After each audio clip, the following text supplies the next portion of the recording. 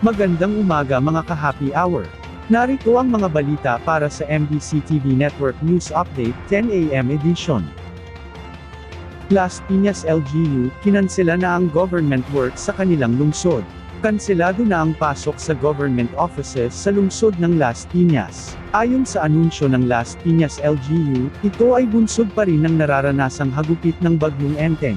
Sa kaugnay na balita, nanatiling possible sa lahat ng uri ng sasakyan ang mga pangunahing kalsada sa lungsod, base na rin sa huling pagtaya ng City Disaster Risk Reduction Office o CDRRO. Kabilang dito ang all roads are possible ay ang Alabang Zapote Road, Zapote Junction, Diego Serra Avenue, Tramo Road, C5 Road Extension, Tramo Road, Naga Road, J. Aguilar Avenue, Marcos Alvarez Avenue, at Daang Hari Road.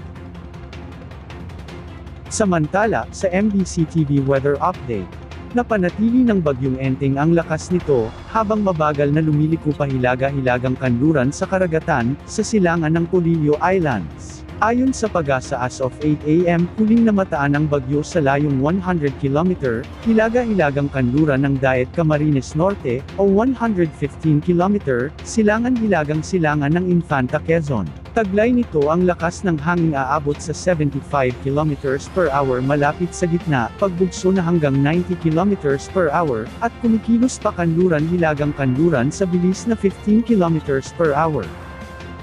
Sa ngayon, nakataas ang signal numbers 2 at 1, sa mga sumusunod na lugar. Manatiling nakatutok sa special coverage ng DZRH para sa iba pang mga balita at mga latest update patungkol sa hagupit ng Bagyong Enteng. At yan ang mga balita para sa MBC TV Network News Update 10 AM edition. Antabayanan ang mga susunod na balitaan mamaya para sa 2 PM edition.